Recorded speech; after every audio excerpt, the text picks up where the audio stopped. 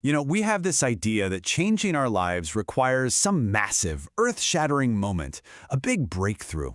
But what if the source of real transformation is actually the complete opposite? What if it's found not in the big, dramatic events, but in the small, quiet, repeated decisions we make every single day? And that's really the core idea here. So many of us get stuck because we're waiting for that lightning bolt of motivation, that one big turning point. But real change, the kind that lasts, well, it happens quietly. It's built on tiny choices that nobody else even sees. It's such a frustrating feeling, isn't it? Feeling stuck? But listen, the reason isn't because you lack talent or you're lazy. It's because we consistently, and I mean consistently, underestimate the power of these almost invisible habits that are slowly, day by day, rewiring our brains. So let's put a name to it, a micro-habit. These are those tiny daily choices. I want you to think of them as the silent engine of transformation. They don't feel like a big deal in the moment, but over time, they are what fundamentally reshape your health, your mindset, and yeah, even your confidence. So where do we start with all this? The morning. The principle here is simple. If you can win the first few minutes of your day, the rest of it just gets a whole lot easier.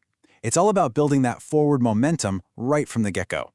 So check this out. Here's a really powerful 4-step routine. First, make your bed. I know it sounds trivial, but your brain registers it as a completed task, a tiny win. Second, drink a glass of water. You've just gone hours without it. You're dehydrated. That fogginess you feel, a lot of times that's just a lack of water. Third, get 5 minutes of sunlight. The neuroscience here is amazing. It actually resets your body's internal clock, which improves your sleep, your mood, your energy. And finally, number 4, delay checking your phone. This one is huge. It trains your brain to create before you consume, and it protects your focus from the chaos of everybody else's priorities. Okay, so once you set a positive tone for the day, the game shifts to managing your internal state. These next few habits are like little tools, small inputs you can use anytime to find a clearer, calmer state of mind. So whenever you feel overwhelmed or stressed out, just stop. Take 3 slow, deep breaths. This super simple action activates the calm part of your nervous system. And what's so powerful about it is how it creates this little pause, a space between an emotional trigger and how you react. And in that space, that's where you find control. All right, here's another powerful mental tool for you. Instead of trying to push a negative feeling away, just name it. Seriously, just say to yourself, I'm feeling frustrated, or I feel anxious. The moment you label that emotion, the reactive emotional part of your brain actually starts to calm down. You're not suppressing it, you're regulating it. It's a game changer. Now, just look at this comparison.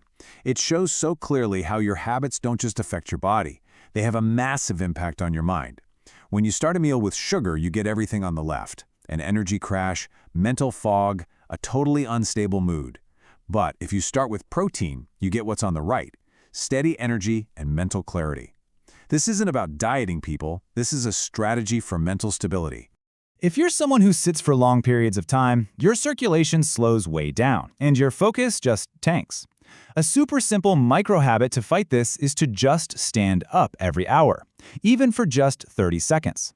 This little movement resets your blood flow, helps your posture, and wakes your brain right back up. It protects your focus for hours. This one illustrates a hidden truth. Your body physically stores stress, even when your mind is trying to ignore it.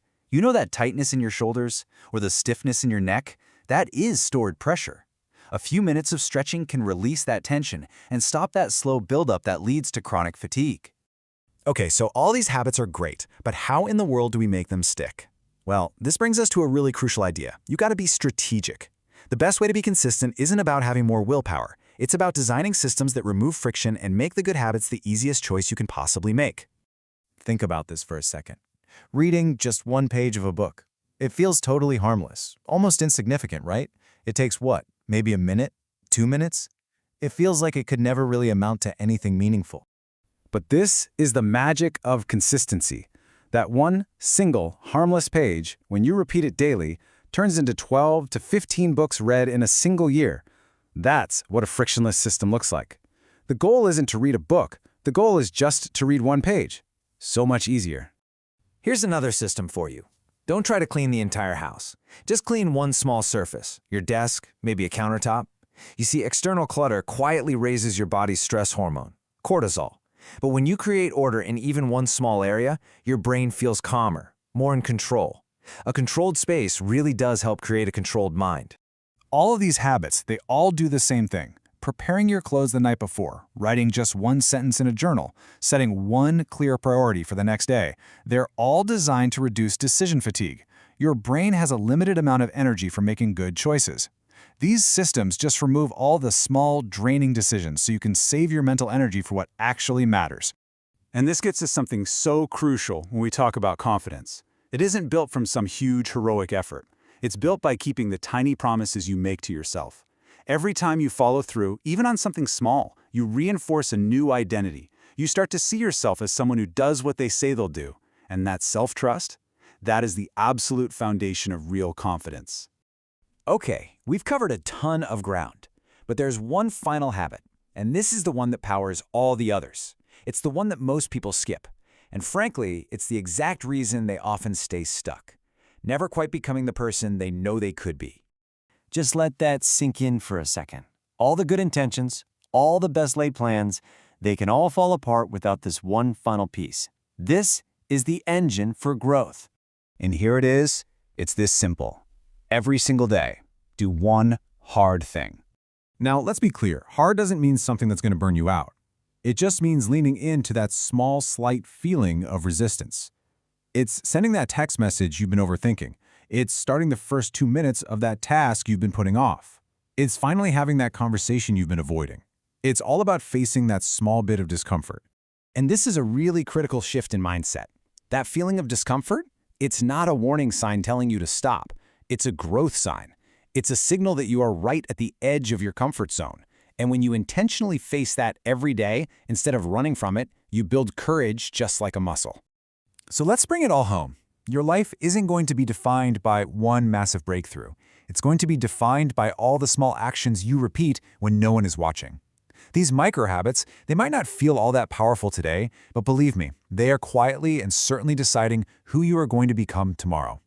So, the only question left is, which one will you choose? Looking at everything we've talked about, you don't need to do them all at once. You just need to start with one. So, which one is it going to be?